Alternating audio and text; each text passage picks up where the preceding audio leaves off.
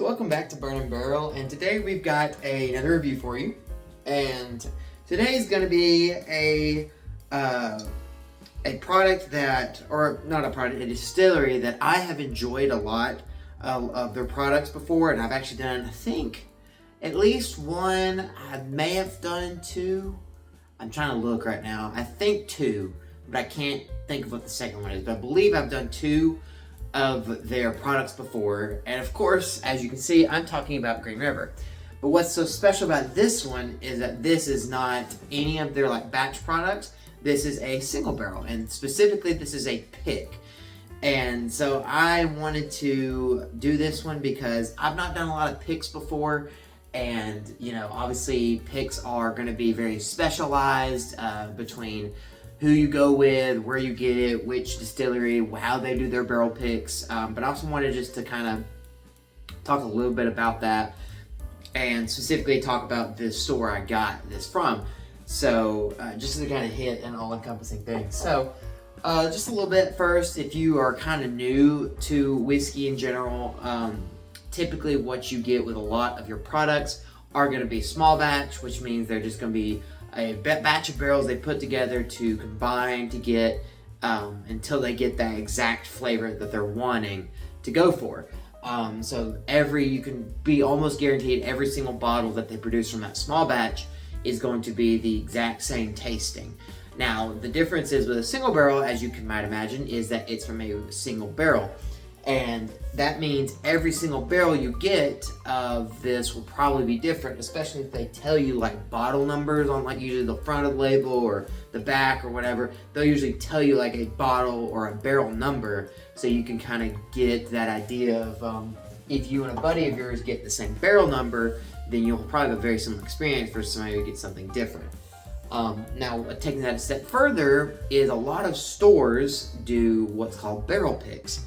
And this is one of those where you, as an individual, a group, a business, whatever it may be, can go to these distilleries, depending on time and place and all other factors. But you can have the opportunity to schedule this and go and try a few different, depends on each distillery, maybe 3, 5, upwards of 10 plus different samples of different single barrels, and then you pick the very best one and you buy a whole barrel or half a barrel or however much that they're letting you buy. Usually it's the full barrel at minimum, depends, and if you go in a group you can split the barrel, but you buy it and they'll bottle it for you right there, and typically they'll include a special sticker on it that says it's yours, that it's your pick, that you specifically made this pick and that you decided this was the best one.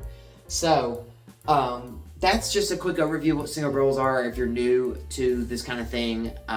It's a very cool process. Typically, you'll find these at a bunch of stores, and they'll go for a little bit more premium than some of the normal bottles. If you got a normal single barrel that was generic and not a store pick, it would probably be a little bit less expensive than one of these store picks, just because it is special. It is picked by somebody specific with something in mind, and you can if you typically like that person's palate, that store individual you go to, then you can know with more of a chance that it's going to be something you will like.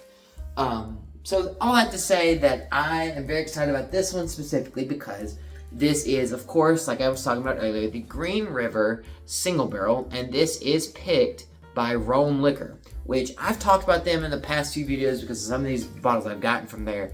But Rome Liquor in Rome, Georgia, if you are in that area or can make it out there, please do so. They have a fantastic store, bunch of good prices. They let you try a lot of their stuff. They let you try every single barrel pick they have. They also let you try some other non-barrel picks that they have that they just have behind the bar that they just kind of open up and let people taste, and then you can go there and you have good conversations, which is what I did, and it's just a great time. The few times that I've gone, I've had nothing but a fantastic time with them.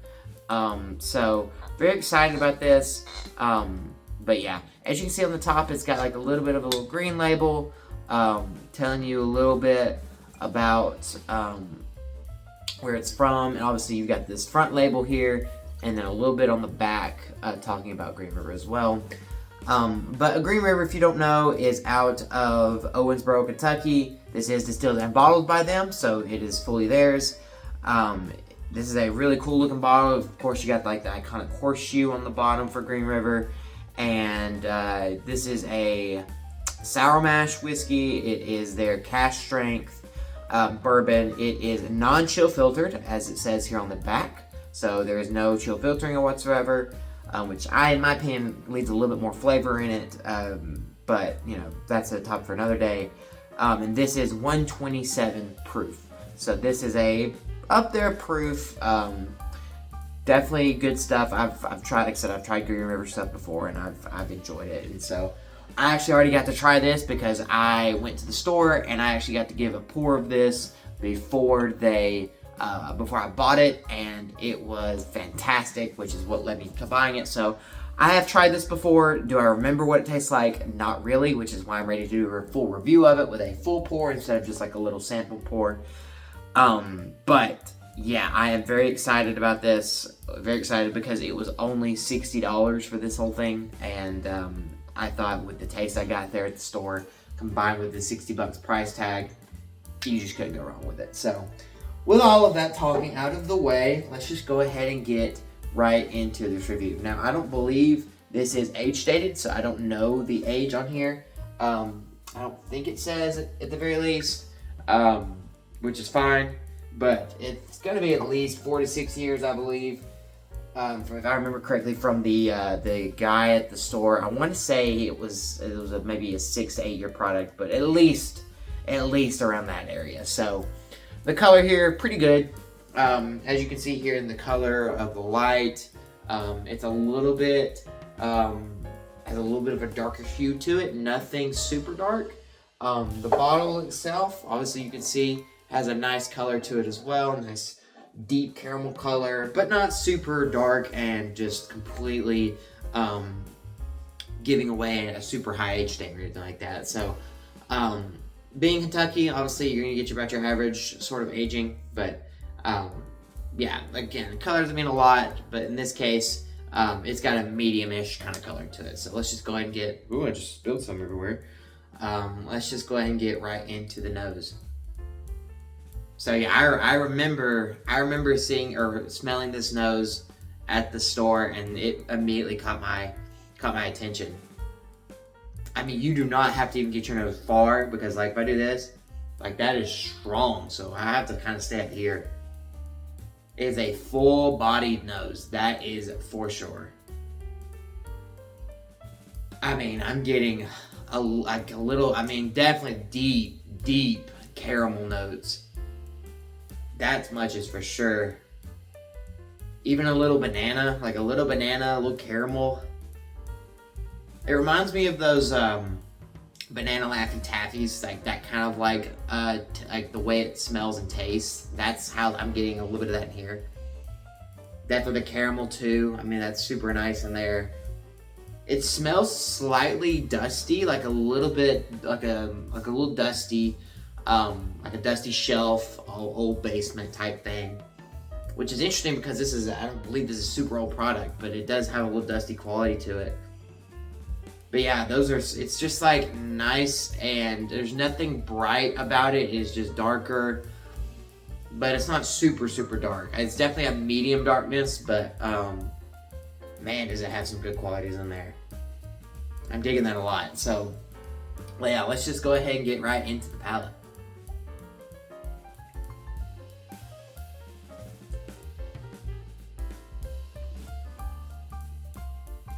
Oh yeah, definitely good stuff, and I am bringing me back to remembering why I bought this in the first place, because of just how delicious this is. Like, this is so good, so good. So immediately off rip on the first bit of the palate, I'm hit with a little bit of that banana note, but it's more of an actual banana, not more of a banana Laffy Taffy. It's more of a real banana instead. Similar to what I get with a little of Jack Daniels or maybe Old Forester products, but this is definitely more of a raw banana than more of a like banana bread or more of a sweeter banana. This is just a straight up raw banana.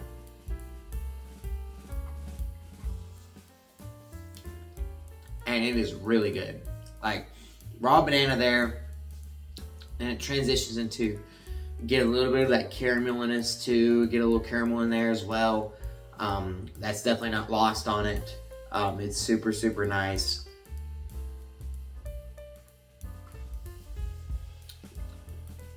Yeah, a little bit of that in there too. I get a little bit of like a smoky note in there, which I'm really digging. Banana-y, little char smoke, a little bit of a caramel-y thing in there too. Yeah, there's just a lot of good stuff happening here. I also get a little bit of almost like, I can't put my note or my finger on it, but it's like a specific baking spice. I'm just gonna call it baking spice, but it's definitely unique in this one, and I can't put my finger on what it's called. I don't know if it's like cardamom or nutmeg or something like that, but it's definitely got a unique kind of baking spice note to it that I just can't name right now, but it's very, very good. That finish, it kind of brings back that little bit of that like the banana-y. It almost becomes a little citrusy too on the end. Like definitely that stuff in the beginning, but as it goes to the end, it almost brings in a little citrus in there as well, like orange. But like an orange peel, like the bitter orange, not like a sweet orange, like a bitter orange peel or something like that. It brings that in there with it, along with that, like that char, just kind of rides through to the end, and it still maintains a level of sweetness, but it definitely brings that little bitter aspect to it in the end, which I do enjoy. I really like that. Guys, this is incredible. Like, this is some very good stuff. I really, really am enjoying this a lot. And of course, if you don't like some of these notes I've described, that's why I like Rome liquors, because they have that kind of palate to me that I enjoy. And so if you're not into this, or if you ever go there and try it, then you may just not be a fan of kind of the people that are there and their palate, which is completely okay, because everybody's palate's different. Everybody's got different things, especially businesses. They're trying to find something that not only they enjoy, but a lot of other people might enjoy too. They don't want to get something too funky where only like 2 or 3 people that they know would like it. They don't want to get something too out there for that reason, because it still is a business that you have to sell. But I really enjoyed this product. This is such a good product for me. All the Green River stuff's good, but the pick is just fantastic on top of it. So for me, like an 8 out of 10 at minimum. It might be a 9 out of 10, somewhere in that 8-9 range. It is just so good. And the fact that it's a pick really just sends it up of the top for me. So like I said, I'm just very, very impressed with this bottle. So I think that's going to be it for me today, guys. I hope you guys enjoyed this review. If you want to see this review in kind of a text format, you can see a summary of this in the description down below. So be sure to check that out. Also be sure to check out a couple of these videos on screen that you see now. A couple other reviews I've done on this channel, and you don't want to miss those as well. But I think that's going to be it for me today, guys. So I hope you guys enjoyed. Hope you have a fantastic day. I'll see you next time here on Burn and Barrel.